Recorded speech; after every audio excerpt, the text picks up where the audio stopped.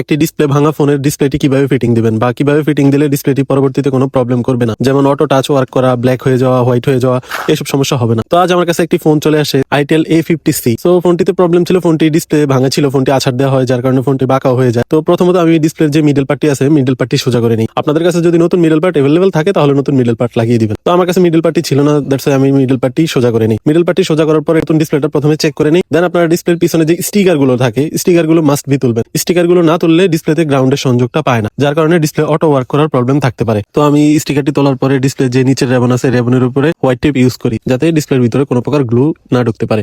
এটা আমি extra use করি। তো গ্লু ইউজ করার পরে আমি এখন যে বডি আছে মিডল পার্টে গ্লু লাগিয়ে নেব। মিডল পার্টে গ্লু লাগানোর পরে আমি নতুন ডিসপ্লেটি ফোনে ফিটিং করে ফেলবো। নতুন ডিসপ্লেটি ফোনে ফিটিং করার পরে আমি এখন ফোনটি ওপেন করবো। ওপেন করে চেক করবো যে ফোনটি ঠিকঠাক ভাবে কাজ করছে কিনা। আপনারা দেখতে পাচ্ছেন আমার ফোনটি ওপেন হচ্ছে। ওপেন হওয়ার পরে আমি ফোনটি ভালোভাবে চেক করে দেখেছি যে ফোনটিতে কোনো প্রকার কোনো ইস্যু নেই। এন্ড আপনারা যদি এভাবে ডিসপ্লেগুলো ফিটিং করেন তাহলে ডিসপ্লেগুলো ভবিষ্যতেও কোনো প্রকার কোনো প্রবলেম আসার সম্ভাবনা নেই। আজ এ পর্যন্তই। আল্লাহ হাফেজ।